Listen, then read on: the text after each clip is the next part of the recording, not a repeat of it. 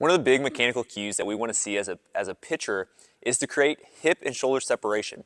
So what that is when we're going to throw to home plate or to the catcher, we're trying to create as much separation from our hips to our shoulders as we can to be able to create that whip and to create that forces from our legs to the ball. So a big common theme that we see is a lot of times where the shoulders will just come along with the hips as we throw, and we're not creating as much force in with that.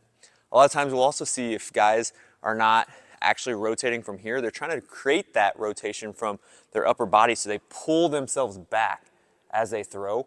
And a lot of times what we'll see is you'll start to develop posterior impingement, which is you'll get a little bit of pain in the backside of the shoulder with that.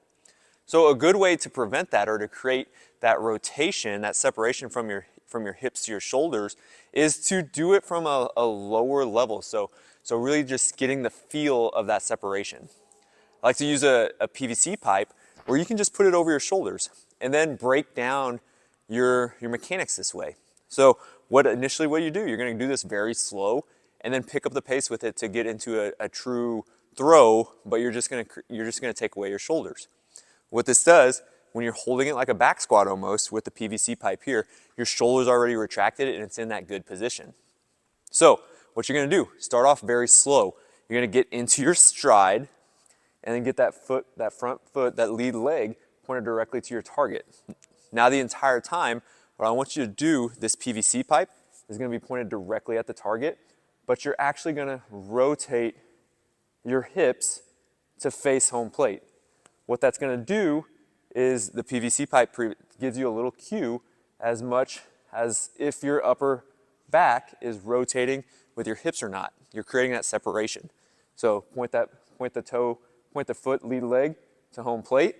Keep the PVC pipe pointed, but turn your hips to go towards home plate. Now once you've done that a few times, once you've created that rotation from your hips but not your shoulders or your upper back, you can kind of stride with it. So come up to your stance, your pitching stance, take a stride, and then rotate as you take a stride. So stride, touch, rotate, keep that PVC pipe pointed straight towards home plate, and do that a few times. So now you're adding components to your pitch.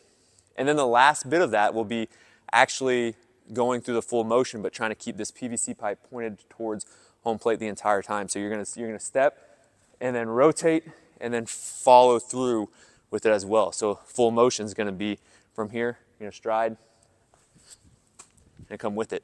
A little less segmented. Try to keep that as smooth as possible. So you're gonna come here and then throw with it too, leading from your hands, or leading from your hips. You can also do that on the mound.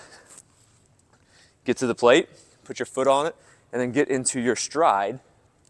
And then you're just gonna do the same thing. Start off slow, no movement from the hips, or no movement from your feet, no stride, but keep the PVC pipe pointed straight towards home plate.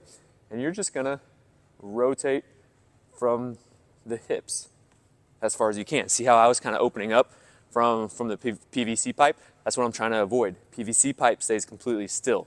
So you're gonna be here, rotate the hips as far as you can. Try to keep that pipe from rotating. You're gonna keep your shoulders pretty stationary. Then from there, you can come up, get your stride, point, rotate as far as you can without rotating your shoulders. So up, down, rotate. And then you can put that all into the full sequence of a full pitch, all without you actually throwing a ball. So you're working on the lower half and creating that separation. So coming up, stride, and then come with it. Try to really feel that separation that you're getting from the lower level, the lower moving segments of this drill.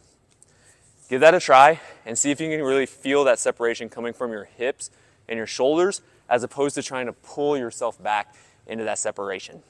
So give that a try.